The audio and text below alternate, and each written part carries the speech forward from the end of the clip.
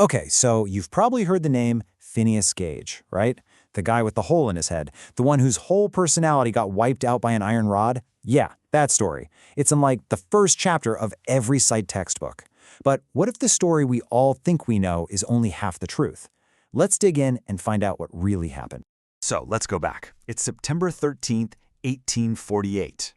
Phineas Gage is just a 25-year-old railroad foreman out in Vermont. His whole job is blasting rock.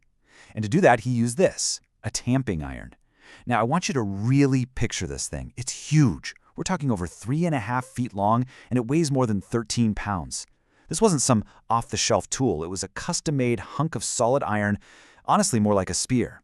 And in a single, terrible moment, a premature explosion was about to make this very rod probably the most famous object in the history of neuroscience. So that iron rod, it shot straight through his skull. I mean, it went in under his left cheek and came out the top of his head.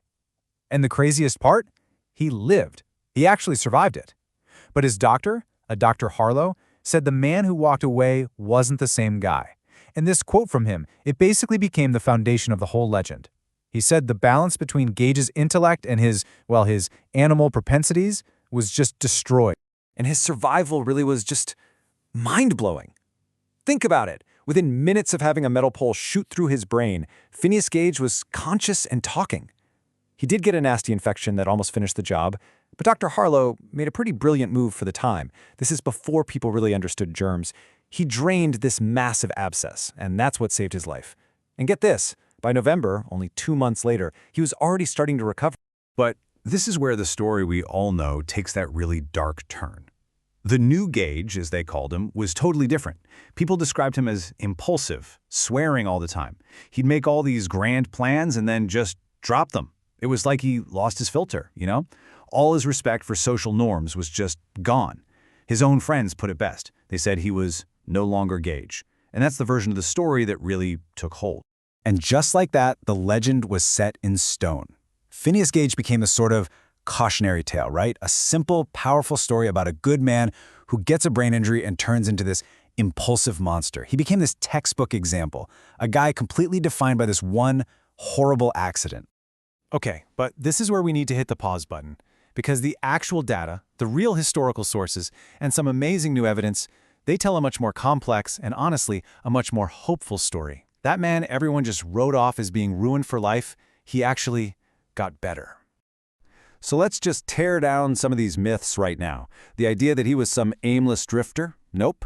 He held down a really demanding job for 7 years down in Chile. And all those stories about him being a violent, brawling drunk? You can't find a single mention of it in his doctor's notes, not one. And he didn't die broke and alone in some institution. He passed away at home, surrounded by his mother and sister. See? The legend is already starting to fall apart. And that job in Chile, that's the real key here. It's this whole chapter of his life that the popular myth just kind of skips over. But it's exactly where we find the best evidence of who the real Phineas Gage became. Now think about this. Being a stagecoach driver back then, especially on this rugged route in Chile, wasn't just simple manual labor. Not at all. It required serious focus and skill. He had to manage a strict schedule, handle money, deal with all sorts of passengers, and navigate treacherous mountain roads with a team of 6 horses. I mean, these are all high-level executive functions, the exact same skills the popular story says he lost for good. This has led modern researchers to what they call the social recovery hypothesis. And the idea is pretty cool. It suggests that the highly structured, super demanding nature of his job basically acted as a kind of therapy. It forced his brain to adapt, to find new pathways, to relearn how to plan and how to act in social situations. It's an incredible early example of what we now call neuroplasticity. And here's another layer. For more than 150 years, nobody had ever seen a photo of him. All we had were written descriptions. But then, in 2009, a photograph turned up, and it completely changed how we see Phineas Gage. And wow, does this photo tell a different story. This is the man himself. He looks well-kept, handsome even, and he's got this calm, confident look. And he's holding the tamping iron, the very thing that almost killed him, but he's holding it like a trophy, a symbol of survival, not as some kind of monster. This isn't a picture of a disheveled misfit. This is a picture of a man who pieced his life back together. So if he was able to recover this much, it kind of makes you wonder about the injury itself, right? Well, today, we have technology that lets us go back and look at the damage to his skull with the level of precision his doctor could never have imagined. And what we've learned has really changed things. Back in 1994, a computer model suggested the damage was just massive, hitting both sides of his frontal lobe. But then, about a decade later, researchers did something amazing. They got a CT scan of Gage's actual skull. And what they found was a game changer.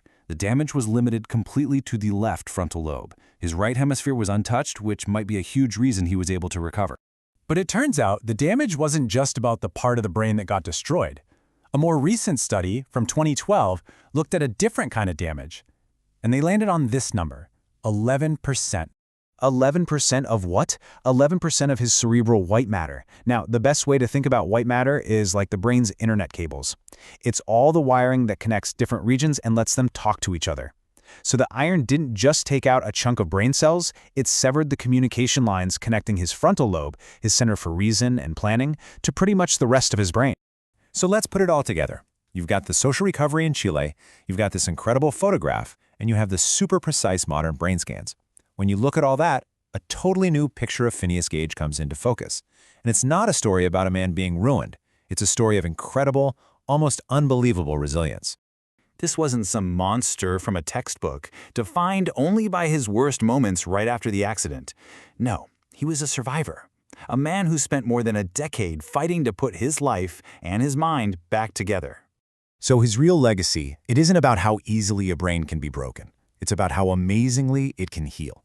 Sure, he was the first case that really connected a specific part of the brain, the frontal lobe, to personality. That's huge. But I think what's even more important is that he's this powerful example of neuroplasticity, a testament to our capacity to recover, even when the odds seem completely impossible. And that really leaves us with one last big question to think about. If a guy back in the 1850s, with zero modern medicine or therapy, could achieve such a remarkable recovery just through hard, structured work and his own will to get better, what does that tell us about the potential for healing that's locked inside the human brain even today?